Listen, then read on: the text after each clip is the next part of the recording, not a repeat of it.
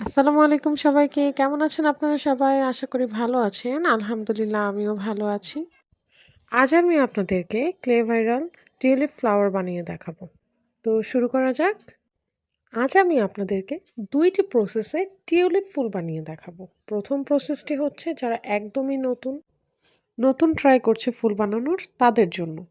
আর তার জন্য আমি ১ম এ ক্লে নিয়ে একটি চামচের সাহায্যে তার মধ্যে ক্লে রেখে প্রেস করে এটাকে পাপড়ির শেপ দিব।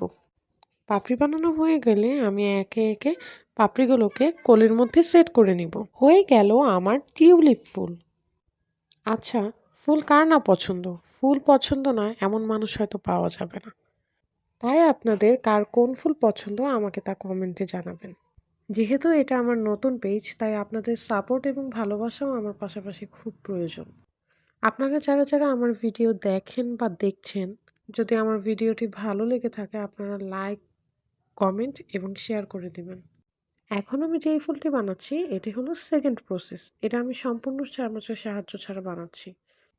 এই ২ প্রসেসে ফুল বানানোর পর আমার মনে হলো এই চামচ ছাড়া হাত দিয়ে বানানোই মনে হয় সবচেয়ে সোজা। বাট সবার কাছে তো একরকম লাগে না। তাই আপনারা যারা এটা দেখে ট্রাই করবেন তারা আমাকে নিশ্চয়ই জানাবেন যে কোন প্রসেসটি সোজা। আমার ফুল বানানো হয়ে গেলে আমি এখন পাতা বানিয়ে নিব।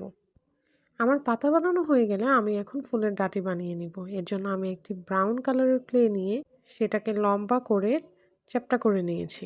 দেন ভেতরে একটি কাঠি রেখে সেটাকে এইভাবে সেট করে নিলাম। এখন আমি এটা ফুলের মধ্যে লাগিয়ে নিব। সেম প্রসেসে সেকেন্ড ফুল লাগিয়ে নেওয়া হয়ে গেলে আমি এখন পাতাগুলো লাগিয়ে নিব। একে একে আমি ২ টি ফুলেরই পাতা লাগিয়ে নিব। হয়ে গেল আমার টিউলিপ ফুল। আমি ঠিক এভাবে ২ টা না আরও ৩ টা ফুল বানিয়েছি। ফুল তো বানানো হয়ে গেল কিন্তু রাখবো কোথায়? তার জন্য প্রয়োজন ফুলদানি। তবে কেনা ফুলদানি নয়, আমার হাতে বানানো ফুলদানি।